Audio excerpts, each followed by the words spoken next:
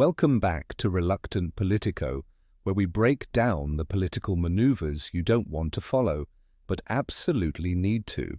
Today, we are diving into a geopolitical bombshell.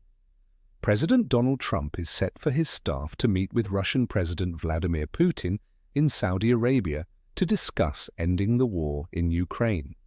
The kicker? Ukraine's President Zelenskyy isn't invited. What's going on here? Let's unpack this together.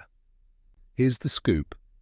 President Trump and President Putin representatives are scheduled to meet in Saudi Arabia to negotiate an end to the nearly 3-year-long war in Ukraine. Notably, Ukrainian President Volodymyr Zelenskyy has not been invited to these talks. This development has raised eyebrows worldwide, so why Saudi Arabia, and why now? Let's talk about the venue. Saudi Arabia, under Crown Prince Mohammed bin Salman, has been positioning itself as a global diplomatic powerhouse. Hosting this high-stakes meeting elevates the kingdom's international standing and showcases its role as a neutral ground for conflict resolution. Plus, MBS has maintained relationships with both Trump and Putin, making Saudi Arabia a strategic choice for this summit. Now, what are the objectives of the two leaders? Trump's angle? President Trump is eager to fulfill his campaign promise to end the war in Ukraine swiftly. He believes that direct negotiations with Russia could achieve this goal, potentially reducing U.S. military expenditures and shifting focus to domestic priorities. Putin's angle?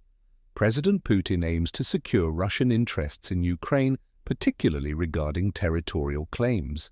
Engaging in direct talks with the U.S. could lead to sanctions relief and a reassertion of Russia's influence in the region.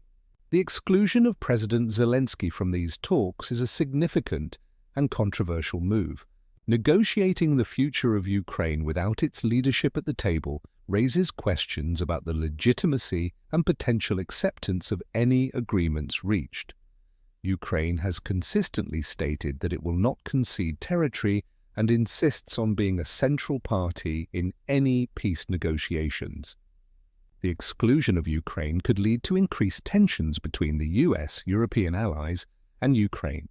European leaders emphasize that any lasting peace must involve Ukraine directly and respect its sovereignty. The prospect of a US-Russia deal without European input has led to discussions about the future of NATO and European security frameworks. This upcoming meeting could redefine the conflict in Ukraine, shift global alliances, and alter the balance of power. What are your thoughts? Is this a bold move toward peace or a sidelining of key stakeholders? Share your opinions in the comments below, hit that like button, and subscribe to Reluctant Politico.